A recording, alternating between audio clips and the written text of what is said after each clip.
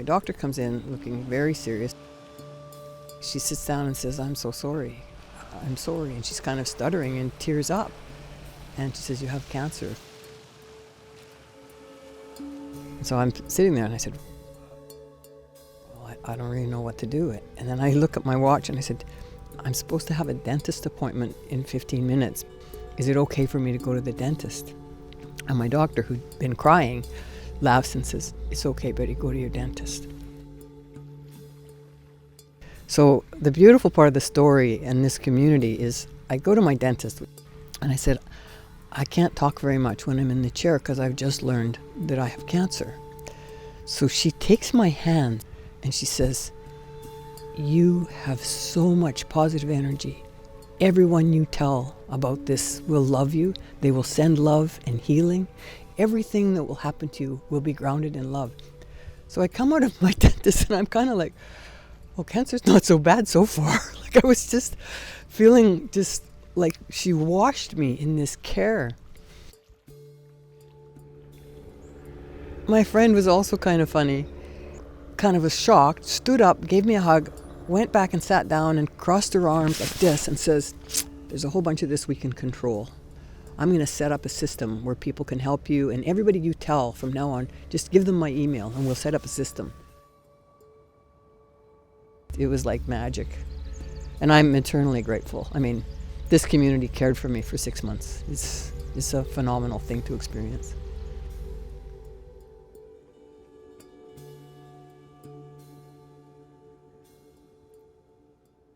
My first thing would be to say that you draw upon the most intimate people you have in your life that you feel completely comfortable with, and you ask them to be a part of this journey with you so that you're not alone. Everyone will ask you what can they do to help you, and you don't know the answers to those questions.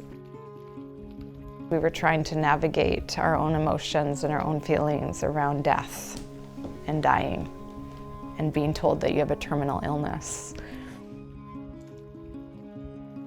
And the first thing that we said yes to was food.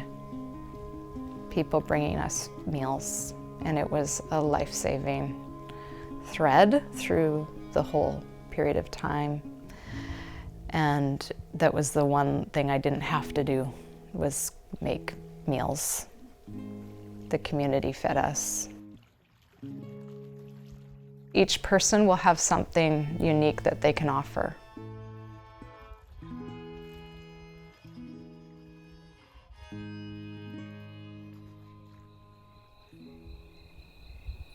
It's hard for me to receive because I've been bustling about my whole life, you know, fixing things and helping people.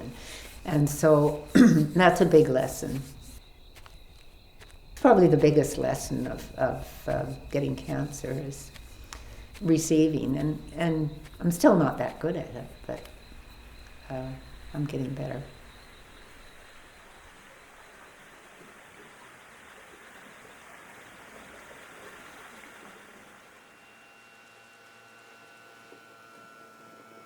How does that feel? How's your legs? My heels? Your heels. Yeah. Have you still got some? Yeah. Okay, that's a start. How's Tatiana today? I'm good. You worked this morning? What helps a person cope is you ask for help. You have to ask for help. You'll have to come to a place in yourself where you can ask for help. I had to ask for help when I realized that I wasn't able to give John the care that he needed. Just couldn't.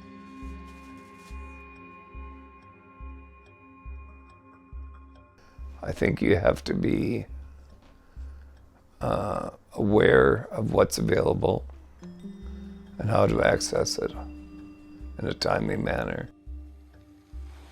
I think meditation helps. I did the mindfulness group.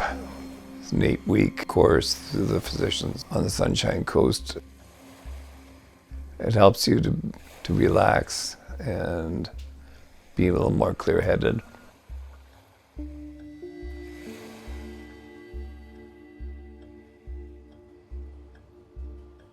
And if you ask and you don't get it, then you ask again.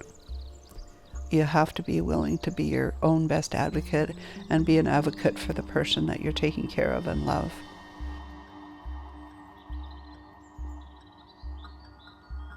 When we're getting information in general, we only absorb so much, and a lot of information for our palliative patients is really overwhelming. And so having an advocate to take notes so that someone can reflect later and be like, what? I don't remember what the doctor said or the nurse said at the visit, and then it's written down for them. In terms of advocates supporting patients, I think the biggest thing is knowing what the patient wants and needs, and that communication is so very important. And so we can only ever be on the same page if we've already talked about it and we know what the patient wants. It can be your friend, it could be your family member, as long as they know what you would like and how you would like to go about it. When we run into situations where a patient might not be able to speak for themselves anymore, that their advocate knows exactly what they want because they've talked about it multiple times, there's no questions, and they can really be that person's voice when they can't speak for themselves.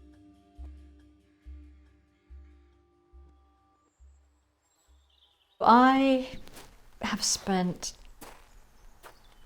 the majority of my nursing career working in palliative care. Walking into a situation where this person is as vulnerable as they're ever going to be, and being able to make a difference, to be able to alleviate suffering, is just the most meaningful work. The patient and family are dancers on a dance floor, and it is not our place to get on the dance floor with them and do the dance. It is our place to hold the space.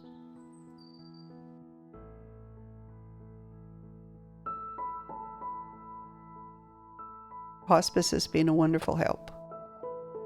The first call I made, I felt so listened to and so heard.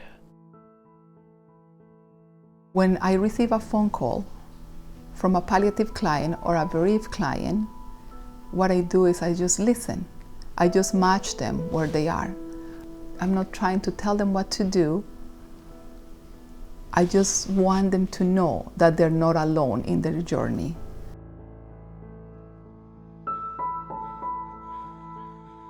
We match them with volunteers, and they can meet in a weekly basis with them. When we go to a client's home, we prepare. We take some breaths. We forget about what's going on with us. And then when you open the door of that house or of that hospice room or of the hospital, we are there for them, 100%.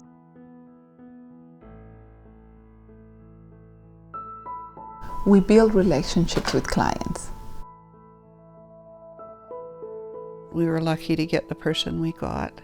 She's wonderful and also willing to see the real person behind the illness. She's gotten to know who John is. He has fun. And then while I'm doing that, his wife is resting, or she really also benefits for my visits with John.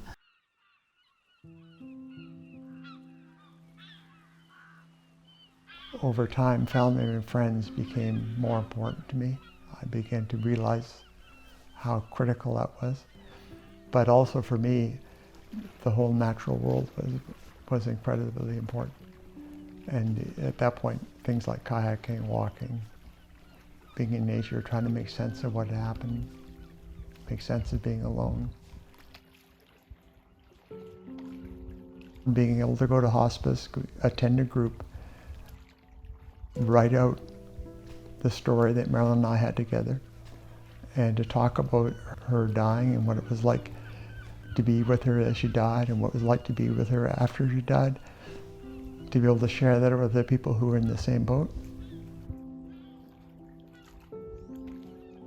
That's probably the biggest thing that we can offer one another is that sense that we're all in the same boat. We're all dealing with our own deaths. The death of people we love is inevitable. And if people can kind of stay connected to that and relate to each other in that way, it's hugely supportive, hugely supportive.